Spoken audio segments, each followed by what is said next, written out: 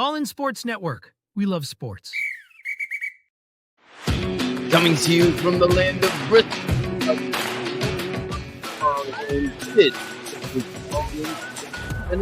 The Unstable Blues. Welcome back in. It's time again to peek around the AFC South with our update from the South, where we take a look at the other teams in the division and the current standings. So, let's go. All in Colts. Yes, I'm Kevin. This is my son Liam, and we are the Unstable Blues. Happy to present All In Colts as part of the Rogue Media Sports Network. Yup. First things first, Colts Corner Bulletin. I'm still trying to figure out how to lead into that because I don't know how to lead into it just yet, but we're figuring out, trying different ways. Maybe you should whistle along with it. Oh no. I'm not that good at whistling. You gotta come out like DeFlo and Seth and Nay out of it. Oh, definitely not that. No. The Colts are continuing to go with Joe Flacco this week versus the Bills. Oh boy. Hopefully it is another game where Jonathan Taylor does a lot of stuff like last time, but we'll get more into that about the preview. Yes. As of right now, Joe Flacco is the man. It's Joe we discussed yesterday in the recap that the offense didn't look much different with AR compared to Joe Flacco. It's just the fact that Joe Flacco was more consistently making his passes rather than AR just getting a big 60 to 80 yard play, getting them down the field real quick. So, yep. Yeah, we shall see. We'll have our full preview on Friday, but for now, let's peek around the AFC South. But before we do that, it's election day. We normally keep our political views out of this, and we will continue to do that. Only this to say it is a great privilege that we have in this country to vote, so we encourage everyone to take that opportunity. My thing is, you can't complain about the elected officials if you're not going to do your part. So, do your part or shut up about it. You can't complain if you're not going to do anything about it. Have you done your part yet? I am going to. Okay. Haven't yet, but I'm going to. Gotcha. Definitely. Well, that's good. I'm not going to post one of those cheesy sticker pictures. You know, to me, it is. It's a privacy thing, honestly. It's something that you do because you can. You don't have to pronounce it. You don't have to, make it be known. To me, you will know because I like I said, I can say something about it. That will be my sticker that I can talk about it. That's it. Current standings, go for it. Houston 5-3, Colts 4-5. Technically, 2 games back, if you want to look at it that way. 2 games and a tiebreaker. Yep. Titans 2-6, Jaguars 2-7. So the Titans are up on the Jaguars by half a game. We figured Jacksonville is going to lose this week because they're going against the Eagles, not to mention the crazy Saquon Barkley run that everyone is talking about, the backward hurdle. That's crazy, dude. Oh, he first breaks a tackle, hits a nasty spin move. I'm like, okay, already this is really good. Like, you turn maybe 2 yards into a first down. Okay. And then you hurdle someone on top of that. And I thought the way it looked like he got hit like on the upper part of his body and it looked like he was going to like squeeze through. I'm like, if he does something amazing out of this is going to be crazy. Yeah.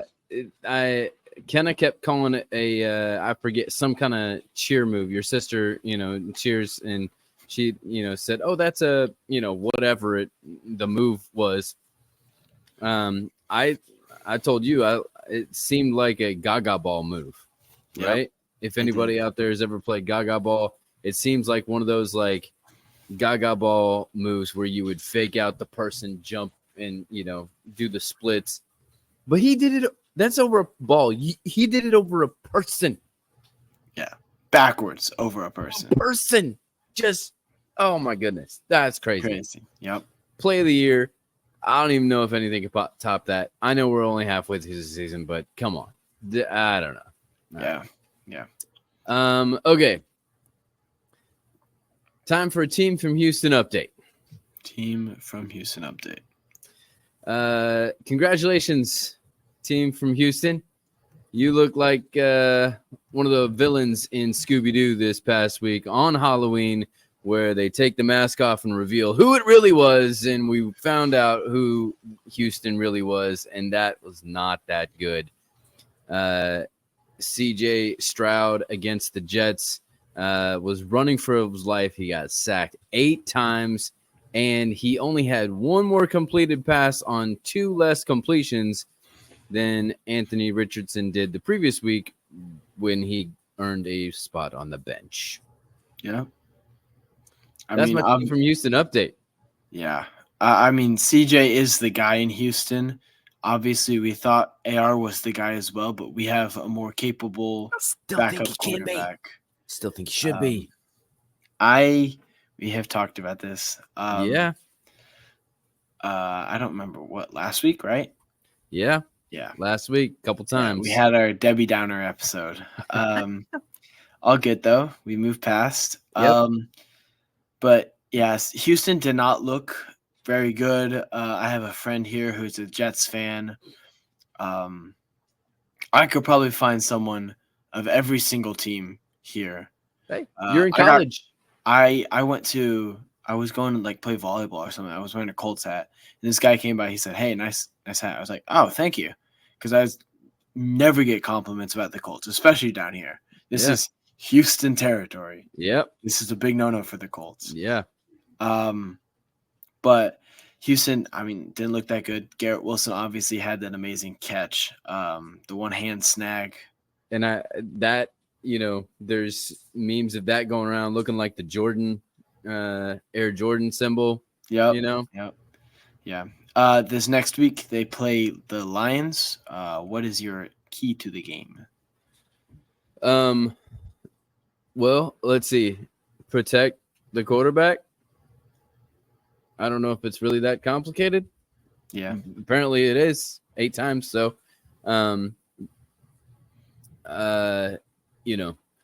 don't know. I mean, the Jets defense, especially their pressure defense, and their front 7, a lot better, I think, than the Lions, especially without Aiden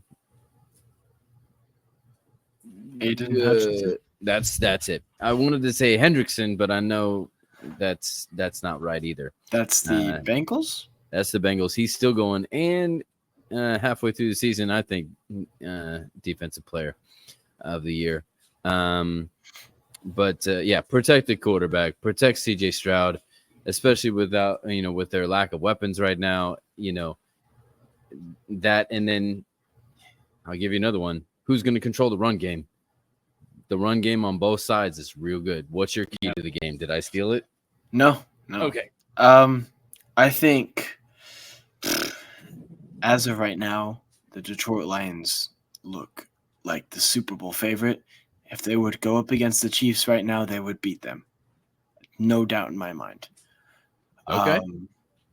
So I think they look like the Super Bowl favorite right now, which is shocking considering 4 years ago they were the Lions. Right. Now it's the Lions. So my key to the game is you need to start out fast. If you don't start out fast, you're going to lose. If you start out fast, you still have a possibility to lose. You got to start fast and keep your foot on the throttle, keep staying fast. You cannot slow down against the Lions because they can play the slow game better than you can, and they can play the fast game really well as well. But you just got to beat them to it. All right. So that's your key to the game for Houston. On Houston's side. Got it. All right. 95 Kitties update. Last week they played at the Eagles, like we talked about. They tried to leapfrog the Eagles late in the game, but as we talked about, Saquon had already done that. Yep. And Trevor Lawrence. Yep, that is.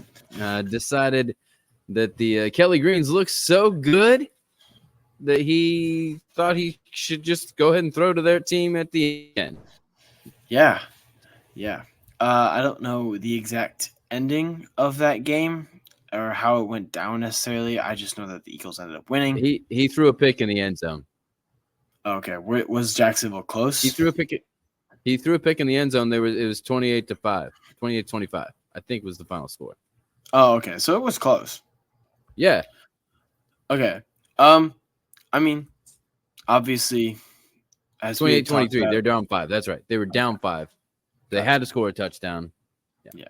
So, I mean, obviously, you talked about it. The Saquon play being the play of the year. I think that's all anyone's going to remember from that game, to be honest, other than it was a close game. But Jacksonville can kind of keep games close. They're known for keeping games close, but then losing. That's just who Jacksonville is. That's just their identity. So, I mean, nothing less expected from the Jaguars. Who do they play next week? Next week is the Vikings, who we just played. Yep. So they're fresh in our brain. What is your singular key to the game?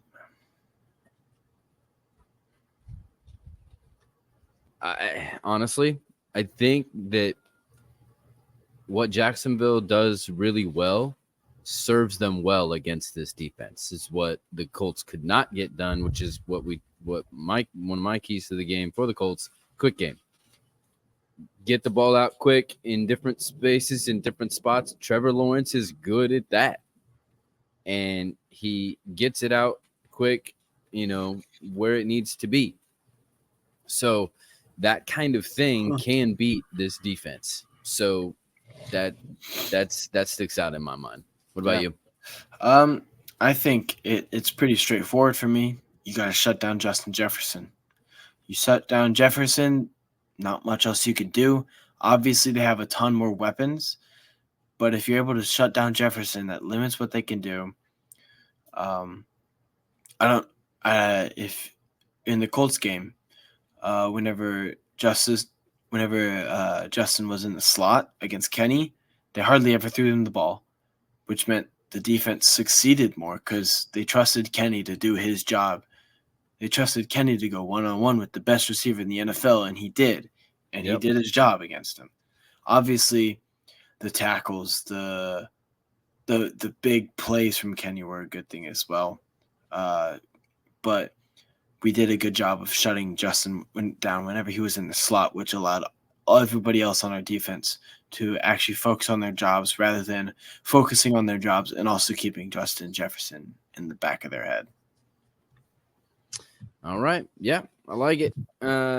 The displaced Oilers update. This is the Tennessee Titans, who had Oiler blue on their pants this week. They played the Patriots and surviving Drake May's attempt at heroics, sending it into overtime to win the game. So they finally got a win. Did you see that Drake May play? Yep. And how he just I saw the was the next gen stats on it of like the receivers' routes and like where they went to get everything and to be open. Mm-hmm. Hunter Henry just kind of drifted out of bounds and therefore almost allowed his guy to come over and make a play. But I mean, that was absolutely incredible from all those guys. Unfortunately, it sent it into overtime, and as Drake May said, that play doesn't mean a whole lot because they still lost the game. So, it's true. Very true. Yeah. So next week they play the Chargers. What's your key to the game? At the Chargers. Yes. No, this is not the one. The Colts got flexed out from prime time with the Jets to a Chargers-Bengals game, but that's the next week. Wrong Chargers game. I think I haven't paid much attention to the Chargers. I think you got to send constant pressure at Justin Herbert because their offensive line, despite picking up maybe the best offensive line rookie we've ever seen. Yes, I said it. He is looking fantastic. Despite picking him up, they still have a weak offensive line. But the run game is surprisingly good. So I think if you send constant pressure at Herbert against the weak O-line, you stop the run in that way, and you also get to Justin Herbert more frequently. So I would send 5, 6 sometimes. Let your guys in coverage, trust them. You have one of the best corners in football as of last year in L'Jarius Sneed. So trust him in the one-on-ones with whoever their number one is right now, whether that be Ladd or Quentin Johnston, whoever it is. So just send constant pressure. All right. Yeah, like, okay. Stop the run. Like, they're really good. Make them one-dimensional. Stop the run. Not that you necessarily want Justin Herbert and want to force him to beat you, but, you know, they're so good at running the ball, and it is a Jim Harbaugh team, and that's what they're going to do. They're going to try to. I was about to say, I'm like, Yeah. Michigan is a Yeah. running Like, team. that's what they do. They pound it. So you start and end with the run game. You got to stop the run. That's what you got to do. Yep. I like that. Yeah. We will pick one of these games coming up in our Unstable Pick 6. So that means it's time for the outlier pick, which is well, we're going to pick 2 games. outlier picks, multiple. We'll pick 2 games. Yep. So we'll pick the Titans game, and we'll pick the Jaguars game. So Okay. I've got the Patriots. Sorry, I got the Chargers against the Titans. Yes. Yeah. That's it. I think I have the Chargers as well. I think the Chargers are surprisingly good for how young of a team they are. Their draft was also really good, picking up Ladd as late as they did, along with Joe Alt. I just don't think the Titans can send enough pressure to stop the run, which is surprisingly good as well. And then you also have Justin Herbert, who still is a good quarterback, despite what people say. Yeah. And then I'll say the Vikings get it done against the Jags. I might have risked it a little bit, and gone with the Jags, but that's not what I'm going to do.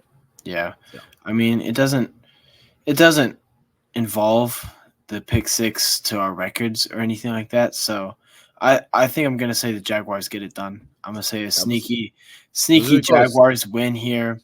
I think the Jaguars, like you said, are very good at the quick game.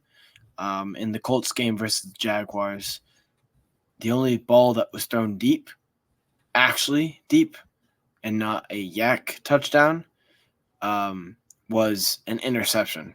So I don't think Trevor Lawrence wants to throw the ball that deep. Obviously, he's a quarterback in the NFL, so he should be able to and can probably. But he chooses for the quick game because that's what their offense is good at. That's what's most efficient for them. Yep.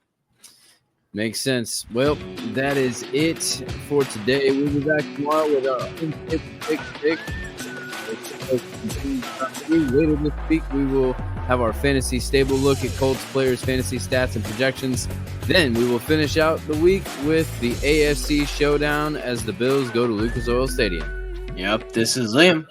And this is Kevin. Reminding you to stay all in Colts. All in Sports Network. We love sports.